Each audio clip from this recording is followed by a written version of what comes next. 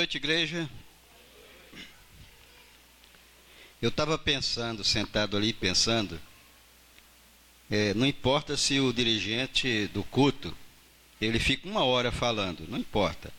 E se o pregador fala só meia hora, a água sempre é do pregador.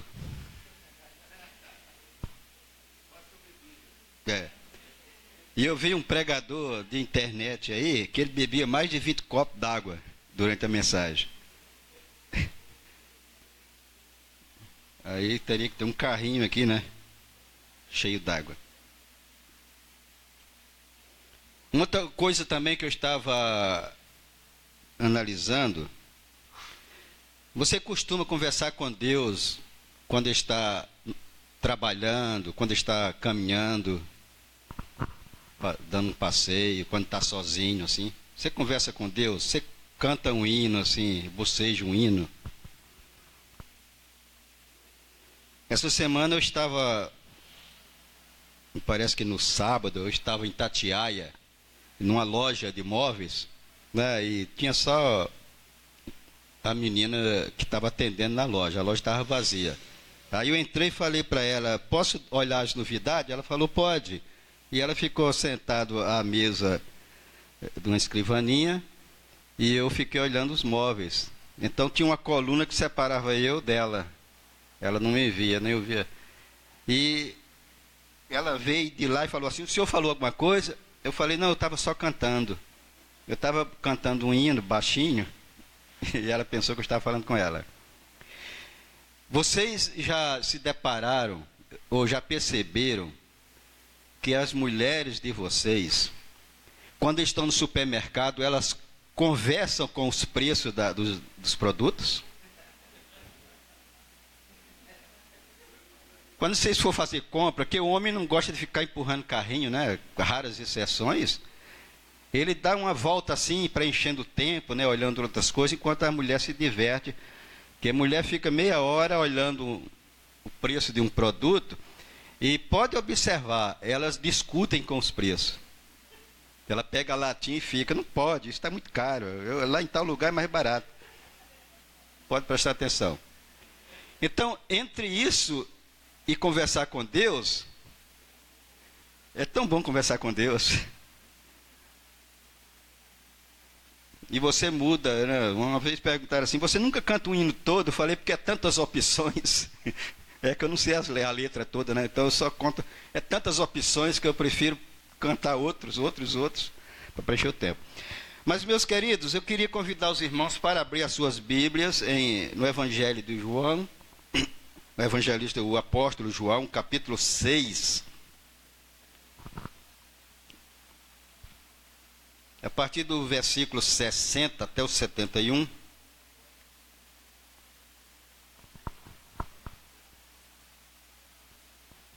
Evangelho de João, capítulo 6.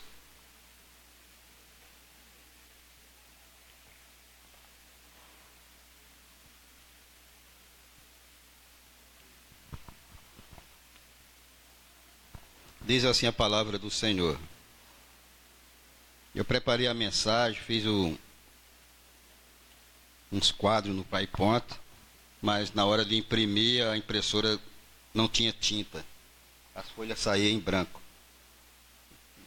Aí eu falei, deixa para lá, eu não gosto disso mesmo.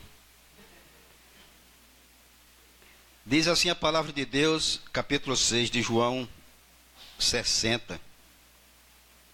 E ouvindo isso, muitos dos seus discípulos disseram, essa palavra é dura, quem a pode suportar? Mas sabendo Jesus no íntimo que seus discípulos criticavam suas palavras, disse-lhes, isso vos escandaliza? Como seria então se visseis subir o Filho do Homem para onde primeiro estava? O Espírito é o que dá vida, a carne não serve para nada. As palavras que eu vos tenho falado são Espírito e vida.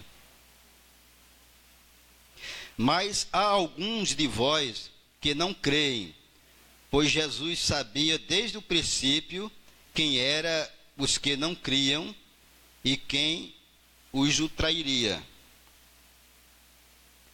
E continuou: por isso vos disse que ninguém pode vir se não lhes for concedido pelo Pai. Vim a mim. Por causa disso, muitos dos seus discípulos voltaram atrás e deixaram de segui-lo. Então Jesus perguntou aos 12: vós também quereis retirar-vos? Simão Pedro respondeu-lhes: Senhor, para que iremos? Tu tens a palavra de vida eterna. E nós cremos e sabemos que tu és o Santo de Deus. Jesus lhe respondeu: por isso, por acaso não escolhi a vós os 12? Contudo, um de vós é um diabo. Ele se referia a Judas, filho de Simão Iscariotes, pois ele era um dos 12 que havia de o traí-lo. Amém? A palavra de Deus, irmãos, através do apóstolo Paulo, do apóstolo João, traz esses ensinamentos para nós, essa narrativa como um testemunho vivo, que eles eram um testemunho vivo das coisas que Jesus fez e fazia diante do povo.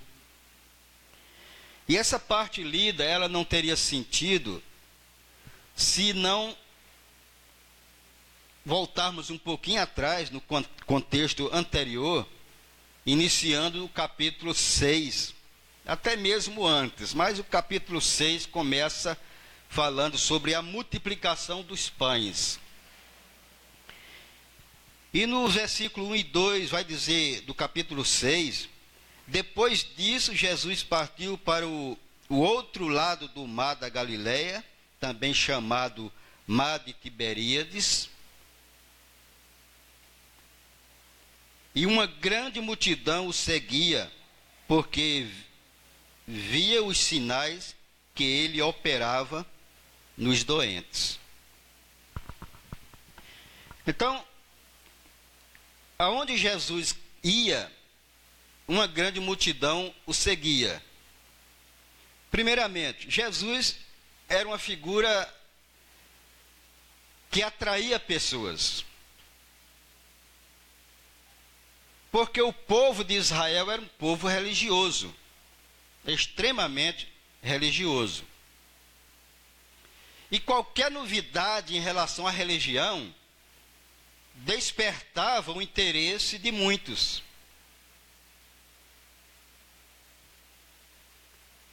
E as pessoas que seguiam Jesus, a narrativa aqui vai falar sobre Jesus estava do outro lado do mar da Galileia, ou o mar de Tiberíades, ou o lago de Genezaré, que era um lago bastante grande, era maior do que o maior açude do Nordeste, açude de Oróis, como se chamam. Jesus, aonde ia, existia pessoas enfermas, tanto espiritual como no corpo. Isso aí é a humanidade, qualquer lugar que você vai é assim. Tem carências de alguma coisa. Então, quando aparecia alguém enfermo, um cego, um coxo, um homem atrofiado, Jesus se compadecia deles e o curava. E nós vemos que o Evangelho é cheio de curas, e não tão todas, né? Porque Jesus fez muito mais cura do que está escrito. E as pessoas ficaram assim: caramba, esse camarada tem muito poder. Alguns pensavam assim: ele é um grande mágico. Uma certa vez, Jesus curou um cego de nascença, e as pessoas falaram assim: nunca se ouviu falar que alguém curasse um cego de nascença. e ele curou. Se ele não fosse de Deus, ele não faria isso. Então despertava o grande interesse das pessoas, tanto pelas suas necessidades, como pelas suas curiosidades. E aonde Jesus passava, ele curava a todos. Com raras exceções, né? Porque vocês lembram daquele coxo lá do tanque de Siloé? Que existia muitos enfermos, muitos coxos, muitos aleijados em volta daquele tanque. E Jesus chegou para um: você quer ser curado? Ah, Senhor, ninguém me joga na água quando o anjo... Levanta, toma seu leito e vá para a sua casa. Mas Jesus não curou os outros. Coisas de Deus. A gente não entende muitas coisas que Deus faz. É impossível para nós entendermos isso. Então despertava o interesse das pessoas. E um dos interesses aqui que também se destaca muito foi a multiplicação dos pães. Porque a multidão seguia Jesus, via os milagres que ele fazia, as pessoas faziam perguntas, Jesus respondia, ouvia as mensagens do Senhor. E chegou um momento que as pessoas estavam com fome, longe do povoado em si, distante. Era muita gente, e Jesus achou por bem alimentar aquelas pessoas, porque eles realmente estavam com fome. E depois que eles viram esse milagre, aí é que eles ficaram assim: ah, não, eu quero seguir esse homem. Ele realmente é de Deus, ele faz curas. Eu não estou doente no momento, mas ele está fazendo uma coisa aí, multiplicar pão, nos dá comida. E vocês sabem que existem pessoas que, se você der confiança, eles não saem da sua casa, não é verdade? Eu não sei se vocês já passaram essa experiência. A pessoa chega, você dá um prato de comida, ela vai gostando, vai aprofundando as amizades contigo. Daqui a pouco, se você não expulsar, ele não sai de casa. Eu já me deparei com situação assim. Falei assim: ó, camarada, o negócio é o seguinte, primo meu, ó, eu saio para trabalhar e você sai fora. Porque não dá para você ficar em casa com minha esposa não, cara. Você vai sair fora.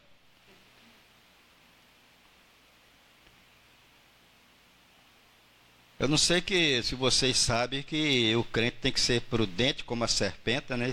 Serpente, e simples como a pomba. Eu não sei se vocês entendem isso. Ah, mas você tem que ser hospitaleiro, você tem que ser acolhedor. Sim, até certo ponto. Saiu você, sai ele junto. Porque a tendência do homem é se encostar. Ele se acomoda e para tirar é difícil. Existe até ameaça de morte.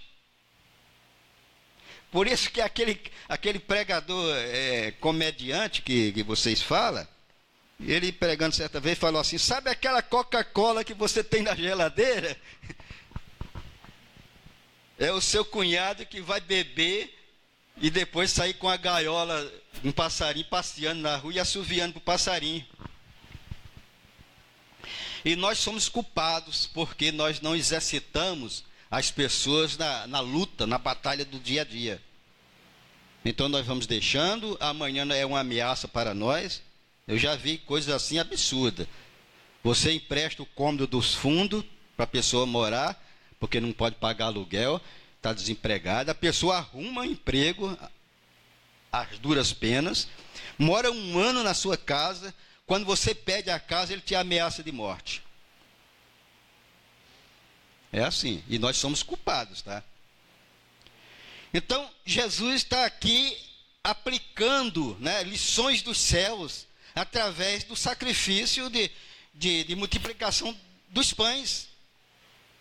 É lições. Jesus não está dizendo: ó, eu vou te alimentar com pão todos os dias. Jesus não estava falando isso. Era um momento que Jesus queria dar uma lição no povo. Mas o povo não entendia certas coisas, certas aplicações da palavra. Então eles começaram a seguir Jesus. Era tão grande que Jesus pegou um barco e foi para o outro lado aqui era perto de Tiberíade. Diz que ele atravessou o mar da Galileia. Ele foi para o outro lado, em Cafarnaum. E o povo ficaram desesperado, vamos atrás, vamos atrás. E essa travessia aqui do outro lado do mar não era exatamente do outro lado. Ele saía de uma margem, contornava e ia para outra ponta.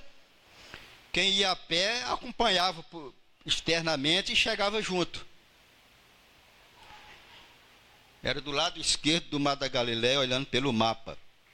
Então Jesus foi para Cafarnaum, onde também fez muitos milagres. O povo ficou tão desesperado que eles correram aqui. Eu acho que chegaram primeiro do que Jesus, que estava de barco. Porque no meio do caminho, Jesus andou sobre as águas, aquela coisa toda. Até chegar lá, o povo já estava à espera. Mas Jesus começava a ensinar a palavra. E mais na frente a gente vai ver no versículo 17... entrando num barco,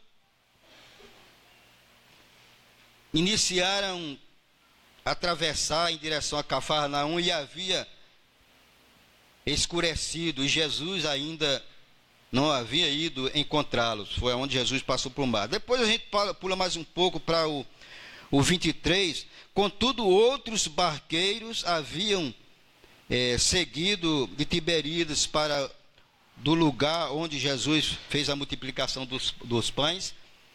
Aí segue mais à frente no versículo 35, Jesus lhe declarou: eu sou o pão da vida, quem vem a mim jamais terá fome, e quem crê em mim jamais terá sede. Aí as pessoas se empolgaram mais ainda. Então é aqui mesmo que eu fico. Tem pão e ainda como recompensa não terá sede, porque sede, se eu tiver, ele me dá água de imediato, então aqui eu fico. E as pessoas vão se acomodando. Versículo 38. Pois desci do céu, não para fazer a minha vontade, mas para fazer a vontade daquele que me enviou. Até aí tudo bem.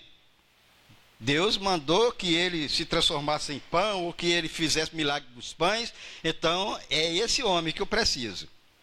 Versículo 40. Porque esta é a vontade de meu Pai, que tudo aquele que vem a mim, e nele crê, tenha a vida eterna, e eu o ressuscitarei no último dia. Aí já começou a confusão de mente. Porque muitos deles não acreditavam na ressurreição dos mortos. Aí falou: espera aí, agora eu entrei em crise. Ressuscitará? Então o morto ressuscita? E precisa crer nele para ter direito à vida eterna?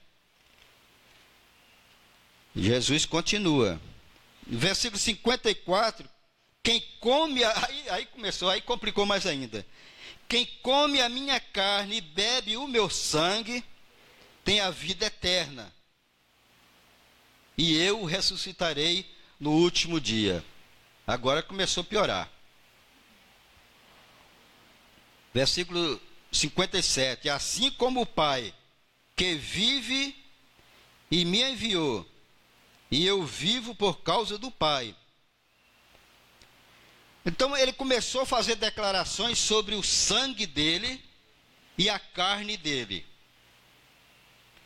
E como vocês sabem, os judeus eles não eram canibais. Eles não comiam carne humana. E não era qualquer carne que eles comiam. Existem as leis de Moisés que algumas carnes não podiam ser comidas, como carne de porco, por exemplo. Agora, comer a carne de Jesus, que mensagem estranha é essa? E dentro dessas palavras, eles começaram a dizer assim: não tem pão que me segure aqui não. Não tem água que me faça ficar aqui mais não. Fui. E muitos começaram a sair. Outros ficaram pensando assim: eu quero ver até onde esse camarada vai. Estava bom, mas agora ficou estranho. E eu vou dizer uma coisa para os meus amados irmãos: você só pode ir com uma pessoa até onde for conveniente. Nós não temos que seguir uma fé cega, não. Vocês estão me entendendo? Você tem que ir até o racional da situação. Você está seguindo, a sua igreja tem um grande pastor, aleluia. Aí você olha e diz: esse camarada é bom, estou com ele e não abro. E é só bênção, você é edificado, você aprende muitas coisas, você vai crescendo na graça e no conhecimento de Cristo Jesus. Aí chega um ponto que aquele pregador, ele começou a desfalcar a tesouraria da igreja financeiramente. Ele começou a desviar o dinheiro. Ele começou a criar um grupo que colocava aqui R$1.000 e só chegava a 300 no livro. E daqui a pouco ele tinha alguns assuntos aí que estavam acontecendo, que ele está adulterando com a irmã fulana. Mas você gosta tanto do cara que você pouco está se lixando para esses problemas. Porque você está com ele e não abre. É assim que tem que ser? O camarada é ladrão, mas tem uma boa palavra, eu estou com ele e não abro. O camarada é adúltero, eu estou com ele e não abre. Não abro. Daqui a pouco,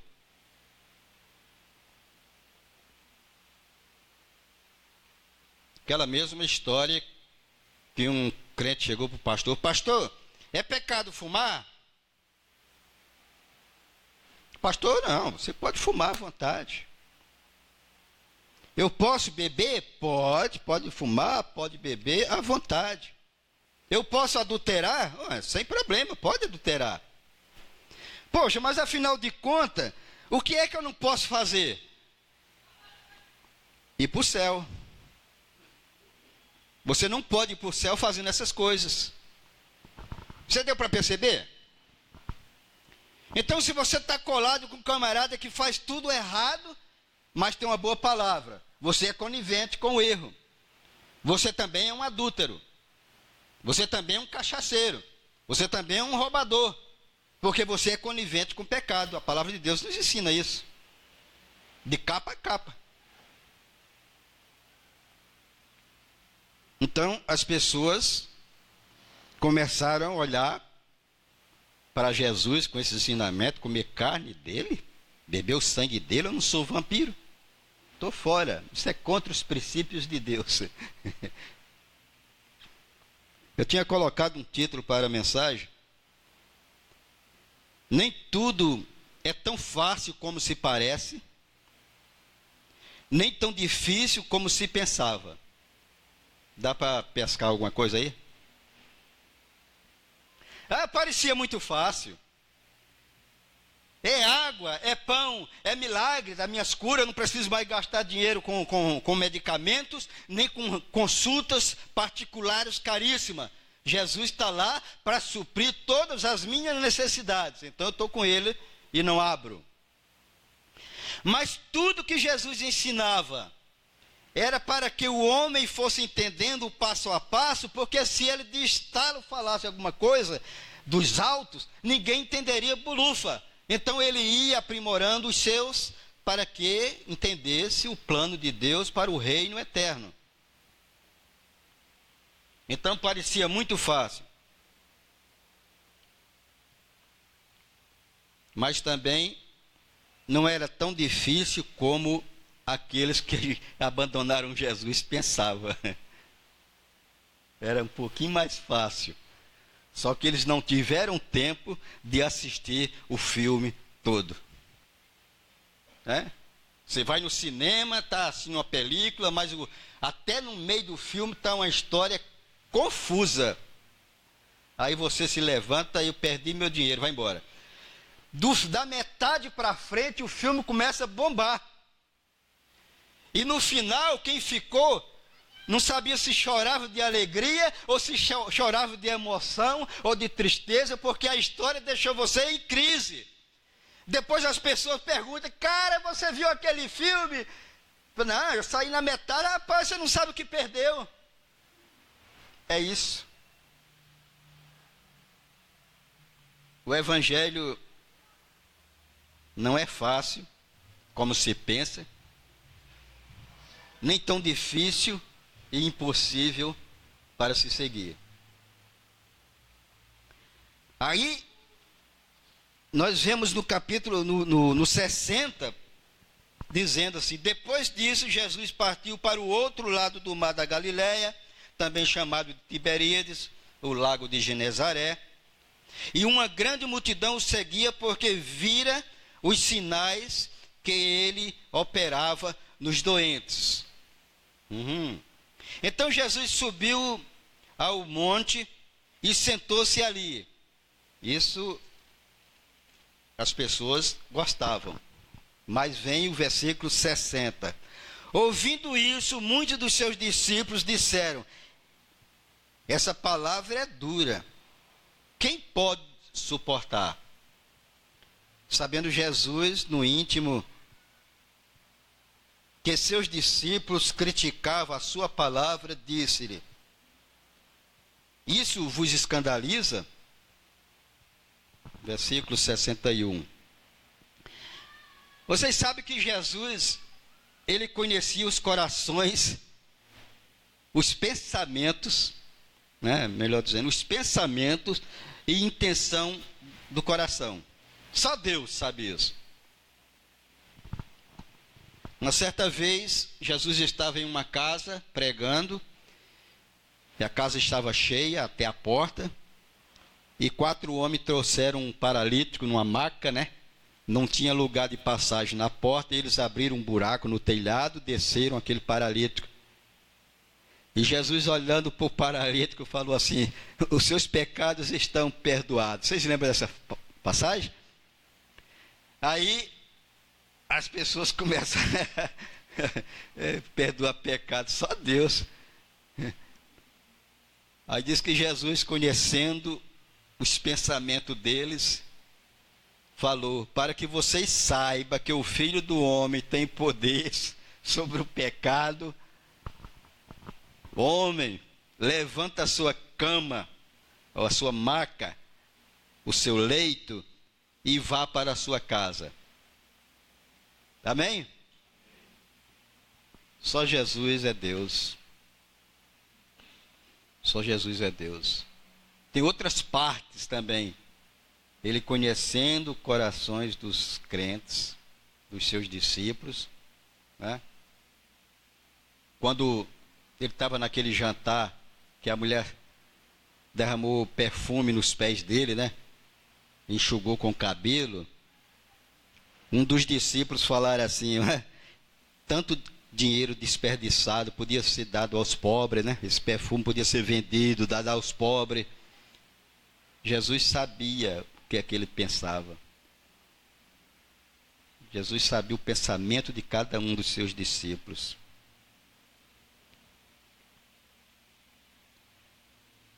(62) Como seria então se visse subir o Filho do Homem para onde primeiro estava? Se eles escandalizavam-se com isto, como eles seriam escandalizados se, rejeitando tudo isso, todos os ensinamentos de Jesus, de repente visse Jesus subindo para os céus, como aconteceu na ressurreição de Jesus, no Monte das Oliveiras, que Jesus foi assunto aos céus. Aqueles que abandonaram, eles ficaram escandalizados com eles mesmos. Caramba, nós abandonamos o cara, e o cara era de Deus. Ele era o mesmo Filho de Deus, e a gente não acreditamos nos seus ensinamentos. As pessoas se escandalizam por si mesmo, muitas vezes, porque eles fazem um mau juízo de um filme que ele assistiu pela metade. Então, Jesus, sabendo que os discípulos poderiam se escandalizar com as suas palavras, ele aplicava uma lição que muitas vezes nem ajudava, confundia mais ainda, exatamente para poder você amadurecer na sua fé criança. Que por nós não entendermos os planos de Deus, os projetos de Deus, nós abandonamos a Deus por conta de não entendermos. Você tem um campo, planta a sua semente, não chove, você perde tudo.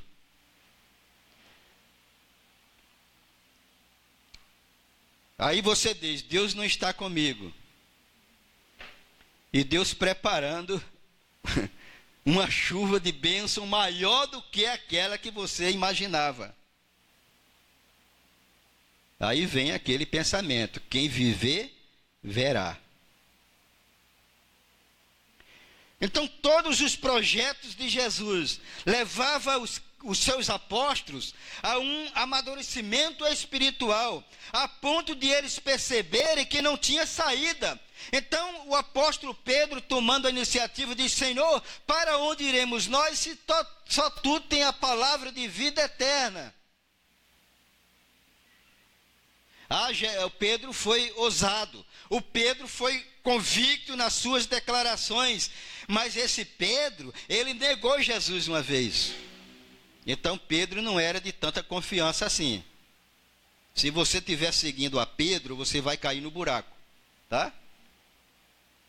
Se você estiver seguindo a João, o apóstolo do amor, você vai cair no buraco.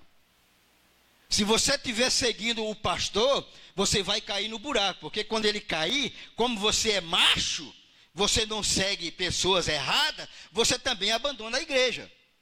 Porque você acha que em todos os lugares, todos os pastores são assim. Se você vê crentes da vida torta na igreja, aí você diz, eu não quero pertencer àquela igreja, porque lá tem uma panelinha. Aí você esquece que a panela é sem tampa, você pode entrar nela também. A palavra de Deus vai dizer que Deus acrescenta a igrejas que hão de ser salvos, tá? Isso significa que nem todo mundo aqui ainda é salvo. Mas Deus te trouxe aqui para que você fosse salvo através da palavra. Jesus é o pão da vida, mas se você comer desse pão, se você não comer, não é. Jesus é água, mas se você tem que beber dessa água, porque se você não beber, você não tem parte com ele. Simplesmente o fato de Pedro dizer assim, não, Senhor, lavar meus pés, não, eu não permito. Aí Jesus falou, Pedro, se eu não te lavar, você não tem partes comigo. É? O Pedro, no seu orgulho, podia dizer assim, então eu não tenho, lavar meus pés você não vai. Isso é o crente obstinado, é o camarada rebelde, extremamente orgulhoso. Mas o Pedro, na sua humildade, falou, Senhor, não só os pés, mas a cabeça, o meu corpo, eu estou todo sujo, Senhor. E Jesus falou para ele, não, o resto está limpo. Porque os pés dos apóstolos eram o orgulho deles. Tinha que ser um escravo para lavar. E eles mesmos não lavavam os pés dele. E murmuravam entre si, porque não tinha escravo na casa para lavar os pés. E Jesus, conhecendo os corações, ele percebeu que existia um problema de orgulho, de soberba. Jesus pegou uma toalha com uma bacia d'água e lavou os pés dos discípulos.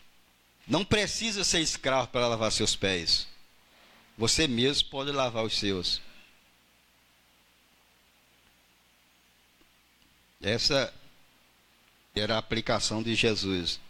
Então, dentro desse plano de Jesus Cristo, como Filho de Deus, como Criador dos céus e da terra, desceu, se fez carne e habitou entre nós, para que nós pudéssemos entender a simplicidade da salvação e da ressurreição dos mortos.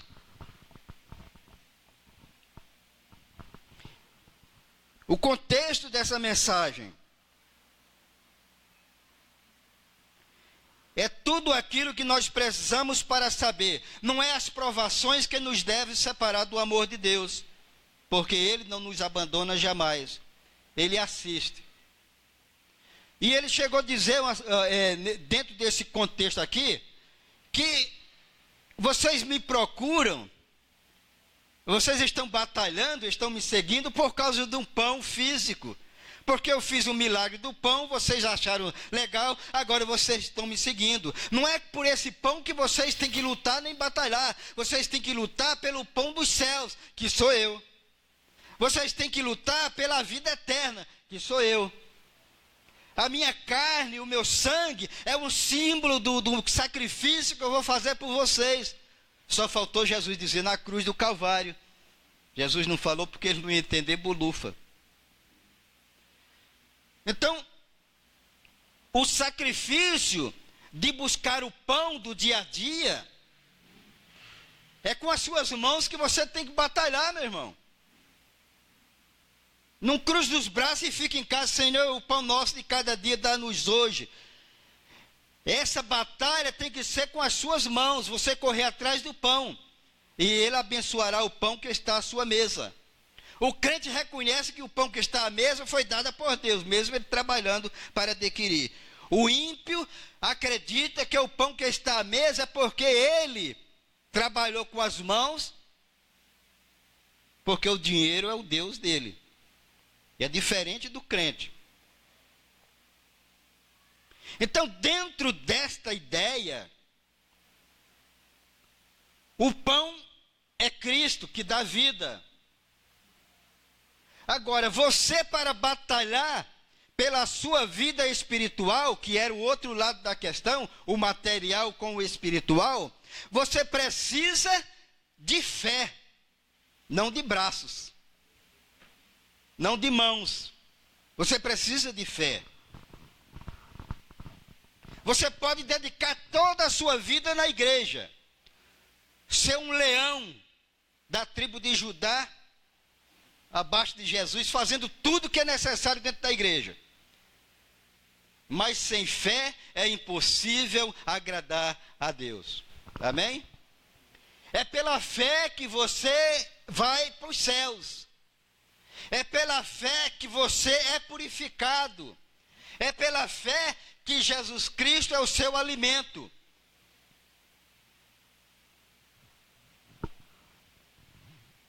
Tudo isso, ele diz, mas vocês não querem seguir eles? Não, Senhor. Só tu tem a palavra de vida eterna. Eu não sigo homem, eu sigo a palavra. Qualquer um de nós podemos cair em desdita, em desgraça, em pecado, mas a palavra não cai. Ela subsiste eternamente. A palavra de Deus, ela não volta atrás. Ela vai fazer conforme apraz o coração de Deus. O pastor Léo, ele leu o Salmo 18, 118. Tem um versículo aqui, se não me engano, 22, do 18, 22, que diz o seguinte: a pedra que os construtores rejeitaram, essa se tornou a pedra angular. Numa mensagem anterior aí, eu coloquei no slide aqui, a pedra angular. Era uma pedra de esquina, de grande porte, que os construtores colocavam nas esquinas das construções. Essa, por exemplo, naquela ponta lá, colocava a pedra, porque a pedra, ela tinha um ângulo perfeito, de 90 graus, todos os sentidos. E através dessa pedra, eles esticavam a linha para esquadrejar a obra. Então, quando diz aqui que os construtores rejeitaram a principal pedra angular, pedra de esquina, significa que aqueles que a rejeitaram tiveram as suas vidas todas fora de esquadro. Vocês estão entendendo? As nossas vidas são todas fora de esquadro quando você não tem Jesus como pedra principal na sua vida. Como Deus, aquele que esquadreja a sua vida. Então, os apóstolos eles não eram bobos, porque eles tiveram a trajetória com Jesus e viram muitos mais milagres e aprenderam muito mais do que aqueles discípulos que apareciam em vez em quando, só na hora do chap-chap. Os apóstolos já tinham um ensinamento melhor. Então, para onde nós iremos? De todos os ensinamentos dos rabinos, dos mestres de Israel, dos fariseus e dos saduceus, este foi o melhor ensinamento. E por conta disso nós cremos que tu és o Filho de Deus. Declaração que todos nós temos que segurar isso com todas as letras. 1000 cairão à sua esquerda, 10.000 à sua direita, mas você não será abalado nem atingido pela palavra. Mas Jesus disse: vocês não são 12? Um de vocês é o diabo, ou é um diabo. Um de vocês vai me trair. Isso é doído, né, irmão? Você olhar para a igreja aqui e saber que não 100% dos que estão aqui ainda não são salvos. É doído. Mas se Deus acrescenta à igreja os que hão de ser salvos, os que não são estão sendo trabalhados para essa salvação. Aí é onde diz o texto: quem perseverar até o fim será salvo. Será salvo da sua condenação, será salvo dos seus vexames, será salvo das suas vergonhas, será salvo das suas decepções. Sim. E a nossa oração é que todos sejam salvos pelo nome do Senhor Jesus. Meus queridos, eu queria deixar só uma aplicação.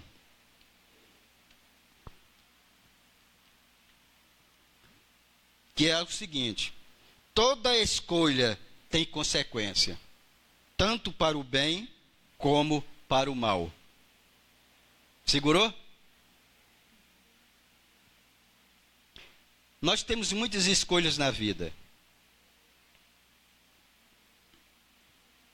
Eu me lembro quando eu era criança, não contei nada, né, de quando eu era criança. Eu fui tirar um enxu, ou um enxu, com meu avô. Vocês sabem o que é isso? É um favo de mel, de abelha, né? Cresce, aqui cresce muito. Abraça o tronco da árvore e vai crescendo. Mas dá muito mel. Ele tirava com fumaça. Queimava estrume, né, de boi. E colocava enrolava num pau, amarrava com pano. E colocava fogo. Ele fazia um fumaceiro, aí ele chegava lá, enxumava o produto e as abelhas fugiam. Aí ele com um facão cortava os favos. Aquilo colocava num carro de boi que era pouco para carregar tudo. Uma vez eu estava com as crianças andando no mato, um bocado de garoto, e encontrei um enxuí. Vocês sabem o que é enxuí? Enxuí é um enxu menor, que é uma abelha pequena, valente, muito braba, e ela faz a colmeia dela, os favos, assim, um tipo pavio, vai crescendo, pendurado nas árvores, bem alto, vai crescendo, né? Vai até um diâmetro de 10 centímetros de diâmetro, e dá muito mel também, mel gostoso, mas elas parecem um zangão, de tão braba que é, maribondo. E nós começamos a jogar pedra e derrubamos aquele favo. E eu perguntei aí os meus primos falaram assim, os meus colegas: vai lá buscar. E eu perguntei assim, mas elas mordem?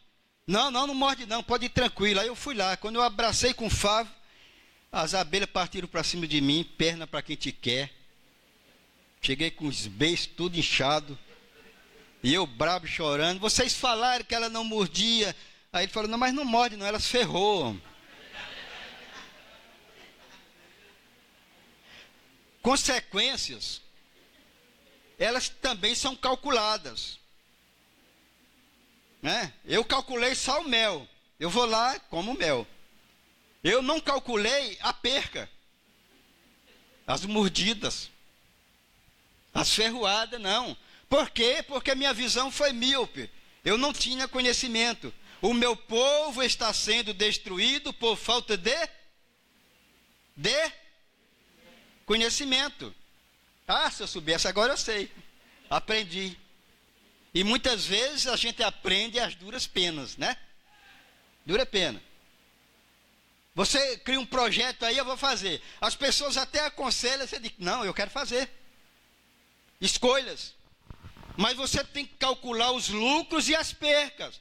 Você tem que calcular se isso vale a pena, se convém fazer, se a perca não vai ser irreversível.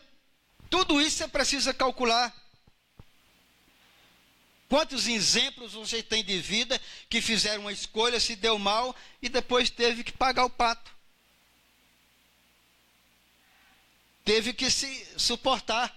E muitos não querem suportar a perca, não querem suportar o castigo, não querem suportar a apreensão, a repreensão, e se rebelam contra tudo e contra todos. E vai embora e estraga a vida, porque a vida é dura para ser recompensado depois que você dá suas cabeçadas. Você tem que se humilhar, você tem que se curvar, você tem que reconhecer que você pisou na bola, porque as misericórdias vêm. Olha, e eu vou dizer uma coisa para os irmãos. Não se trata de castigo de Deus não, tá? Se trata das leis já pré-determinadas por Deus. Existe dois caminhos. Esse é o caminho da vida e esse é o caminho da morte. Siga, pois, o caminho da vida para que vivas. Pronto. E o que vem como consequência é o caminho que você escolheu. Todos os nossos atos do dia a dia são feitos de escolhas. Você opta, você escolhe e você precisa não ser tolo. Você tem que calcular.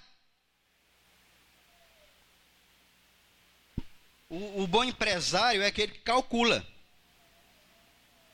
Você chega no mercado, você faz uma pesquisa de preço, você vê que 10 produtos estão abaixo dos preços da outra loja.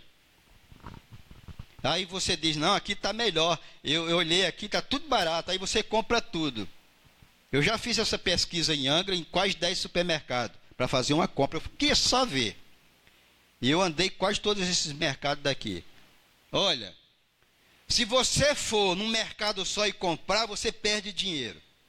Se você comprar esses produtos aqui barato, sair desse mercado e ir no outro comprar o outro produto que você ainda não comprou barato, você lucra e muito.